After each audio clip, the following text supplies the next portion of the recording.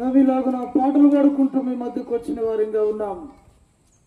ఓ మానవా, ఒకసారి ఆలోచించు అని మానవుడు ఈ లోకంలో దేవుని వాక్యం చెప్తుంది. దేవుడు మానవుని ఎంతో ప్రేమించాడు అని. ఎందుకు మానవాళ్ళను ప్రేమించినాడంటే ఈ లోకంలో ఉన్నటువంటి మనుషులందరూ పాపులుగా ఉన్నారు అనగా ప్రియులారా, మానవుడు జన్మ పాపి. దైవజనుడు దావీదు రాజుగారు చక్కని మాట అంటాడు, నేను పాపములో పుట్టాను అంటాడు. పాపములోనే నా తల్లి నన్ను గర్భమును ధరించింది అని దేవుని వాక్యంలో వ్రాయబడి ఉంది. మానవుడు జన్మే కాదు, మానవుడు లోకంలో కర్మ కూడా పాపి అనగా తలంపులు, ఆలోచనలు, ఊహలు, ఉద్దేశాలు అన్నీ కూడా వాక్యం చెప్తుంది పాపము అని వాక్యం చెప్తుంది. వాక్యంలో వ్రాయబడి ఉంది. పిల్లరా, ఈ పాపం వలన వచ్చే జీతము మరణము అని దేవుని వాక్యము సెలవిస్తా ఉంది. ఒక ఉద్యోగి నెలంతా పనిచేసిన తర్వాత నెల చివరిలో జీతం తీసుకుంటే, ఒక కూలి వ్యక్తి పగలంతా పనిచేసి సాయంకాలానికి కూలి తీసుకుంటే, అలానే మానవుడు చేసిన పాపానికి కూడా జీతం ఉంది. అదే నిత్య నరకము అని, ఆరైన అగ్నిగంధ కాలతో మండుకుందామని. పిల్లరా, అదేదో ఒకనాటిది కాదు, యుగాలు అగ్ని ఆరదు అని చెప్తుంది. అనగా ఈ జీవుడు చనిపోడని చెప్తుంది. అనగా పురుగు చావదు అని వాక్యం చెప్తుంది.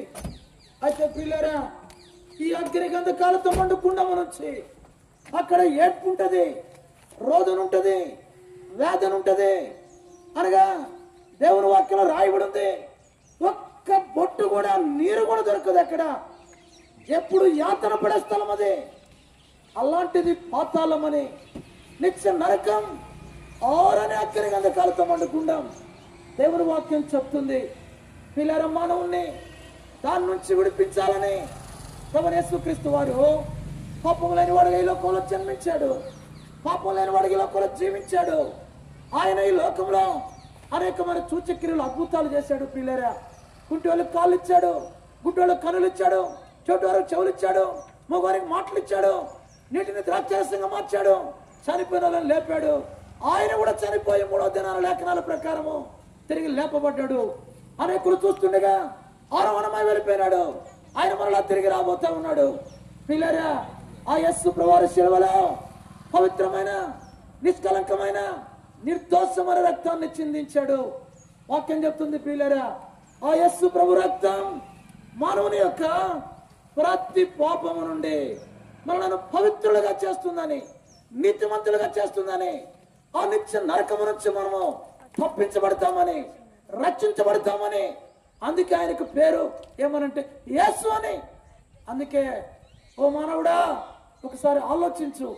మానవ జీవితం దేవుని వాక్యం చెప్తుంది, రేపేమి సంభవించునో తెలియదు. ఈనాడే అనగా మరణము రాక మునిపే, అంటే ఈ లోకాన్ని విడిచిపెట్టక మునిపే దేవుని వాక్యం చెప్తుంది, నువ్వు కూడా యేసు ప్రభునందు విశ్వాసం ఉంచాలని, పాప క్షమాపణ పొందాలని, ఆ నిత్య నరకం నుంచి తప్పించుకొని పరలోక భాగ్యం, నిత్యం ఆనందం, సంతోషం ఉండే ఆ మోక్ష భాగ్యంలో ప్రవేశించాలని. అందుకే ఈ శుభ సమయంలో, ఈ సాయంకాలం, ఈ చల్లని సమయంలో ఈ మాటలు నీకు కూడా తెలియచేయబడుతూ ఉన్నాయి. మేమేం చేయాలనొచ్చు, వాక్యంలో వ్రాయబడి ఉంది. మన పాపాన్ని మనము మన నోటితో ఒప్పుకొని దానిని విడిచిపెట్టినట్లయితే వాక్యం చెప్తుంది మన ప్రతి పాపం క్షమించబడుతుంది అని వాక్యం చెప్తుంది. మనుషుడు పాపాలు క్షమించబడదాని కొరకు, లేదు మోక్షంలో ప్రవేశించదాని కొరకు ఎన్నెన్నో పుణ్యకార్యాలు చేస్తా ఉన్నాడు, యజ్ఞాలు చేస్తున్నాడు, గోదానం, భూదానం, అన్నదానం, రకరకాలుగా మానవుడు ఈ యొక్క పుణ్య కార్యములు ఆయా విధాలుగా చేస్తూ ఉంటున్నాడు. పిల్లరా, వీటి వల్ల పాపానికి క్షమాపణ కలగదు, నీ ఆత్మకు శాంతి కలగదు, నిత్య నరకం నుంచి తప్పించుకోలేవు, పరలోక రాజ్యంలో ప్రవేశించలేవని వాక్యం చెప్తుంది. వాక్యంలో రాయబడి ఉంది, నేనే మార్గం, నేనే సత్యం, నేనే జీవమునై ఉన్నాను, నా ద్వారా తప్ప ఏ ఒక్కరు కూడా. అందుకే ప్రియులారా, ఆయన దేవుడు అని చెప్తుంది. ప్రపంచానికి దేవుడు యేసుక్రీస్తు ప్రభు. సూర్యుడు ఒక్కడే ప్రియులారా, చంద్రుడు ఒక్కడే, యేసుక్రీస్తు కూడా ఒక్కడే దేవుడని దేవుని వాక్యంలో రాయబడి ఉంది. కనుక ప్రియులారా, ఆ యేసు ప్రభునందు విశ్వాసం ఉంచు. అప్పుడు నువ్వు కూడా రక్షించబడతావు, నిత్య నరకం నుంచి తప్పించుకుంటావు, పరలోక రాజ్యంలో ప్రవేశిస్తావు. నీవే కాదు, నీ ఇంటి వారందరూ కూడా రక్షించబడి ఆ మోక్షంలో పరలోక రాజ్యంలో ప్రవేశించే వారిగా ఉంటారు. ఇంకా ఈ మాటలు ఎక్కువగా తెలుసుకొని ఆశిస్తే మాటస్ కూడా చెప్తారు. మీరు కూడా రండి, అనేకులు వస్తున్నారు ఆ స్థలానికి. మిమ్మల్ని కూడా ప్రేమతో ఆహ్వానిస్తున్నాం. మీరు కూడా రండి, మీరు కూడా దేవుని వాక్యాన్ని వినండి, ఆత్మరక్షణ పొందండి, పరలోక భాగ్యాన్ని పొంది నరకం నుంచి తప్పించుకొని ఆత్మకు శాంతి సంతోషము పొందాలని ప్రభు నామం పేరిట మీకు తెలియజేస్తున్నాం. మిమ్మల్ని ప్రేమతో ప్రార్థన మందిరానికి కూడా ఆహ్వానిస్తా ఉన్నాము. మా ప్రియులారా, మనకు సమీపంలోని మా తుమ్మపూడి గ్రామంలోని మెయిన్ రోడ్ దగ్గరనే నాశనం స్కూల్ దగ్గర బేతనీయ ప్రార్థనా మందిరం ఉన్నది.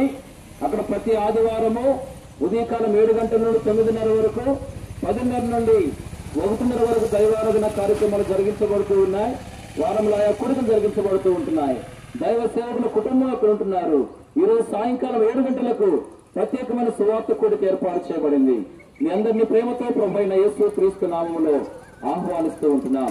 ఈ స్థలాన్ని విడిచి వెళ్ళక ముందు మీ క్షేమం కొరకై మేము ప్రార్థన చేస్తాం. ప్రేమ గల ప్రభువా, నమ్మకమైన దేవాన్ని పొందడానికి స్తోత్రాలు. ఈ సాయంకాల సమయంలో ఈ ప్రాంతంలో చెప్పబడిన దివ్య వాక్యమును ముద్రించము, భద్రపరచము, అల్పముగా స్వల్పముగా ఎత్తబడిన వాక్యాన్ని నీరు కట్టము, విన్నవారు హృదయంలో కార్యం జరిగించము. ఆ రీతిగా ఈ ఏరియాలో ఎవరైతే వారి యొక్క పరిస్థితులను బట్టి మీ అక్కర కోసం అవసరం కోసం ఎదురుపిస్తున్నారో దర్శించండి. బేతనీయకు నడిపించి మీ నామాన్ని మహిమపరచుకోమని వేడుకుంటూ ముందుకు వెళ్తున్న మీ సన్నిధి మాకు తోడుగా ఉంచమని విశ్వాసంతో యేసు ప్రభు వారి ద్వారా ప్రార్థించి వేడుకుంటున్నాం తండ్రి. ఆమేన్.